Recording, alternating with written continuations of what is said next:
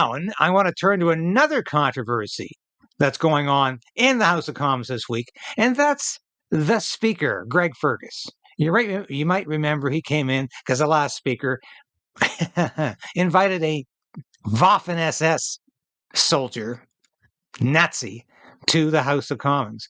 And of course, Trudeau did too, and the House leader did too, and other prominent liberals did too. But the Speaker fell on his sword over that, so he was gone. So they elected Greg Fergus, who was already under the shadow of a conflict of interest.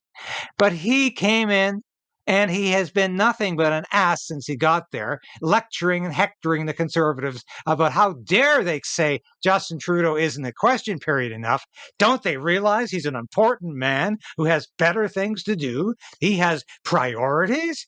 And he's always lecturing and hectoring the opposition for making too much noise, comments, heckling, blah, da, da, da. He goes on about this.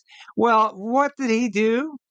He makes a little video to congratulate the good work of the interim provincial Liberal leader in Ontario.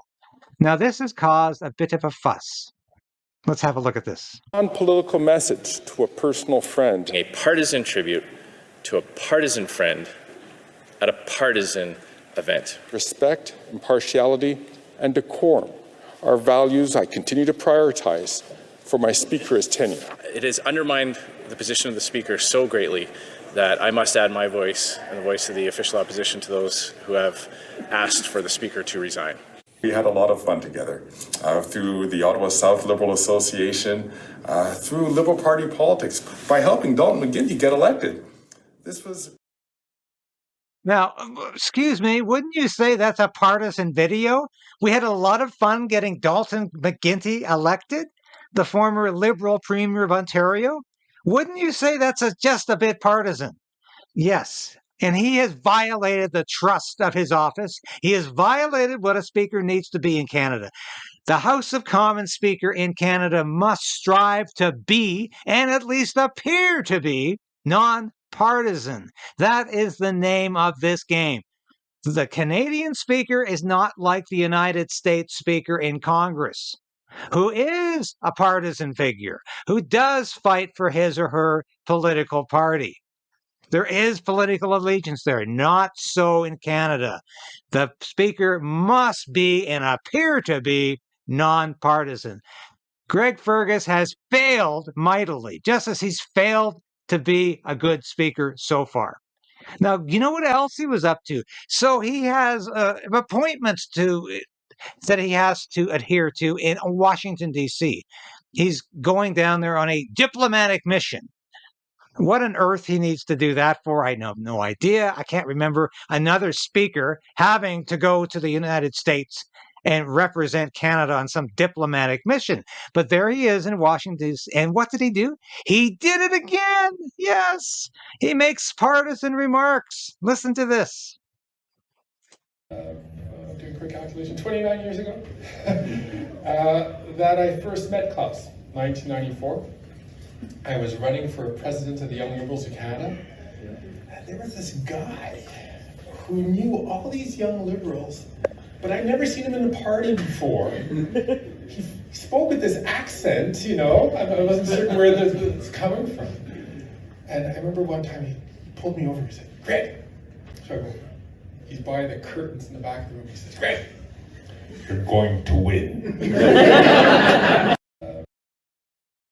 Oh, nice. Greg, you're going to win. That, of course, is Klaus Schwab, the president and CEO of the World Economic Forum.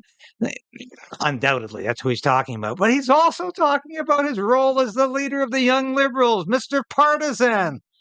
Yes, he's done it again, and he seems oblivious to the fact. He just apologized for saying, well, I guess I shouldn't make the video, but he didn't really apologize because he said, well, it was a non-political thing for a friend. It really had nothing to do with politics.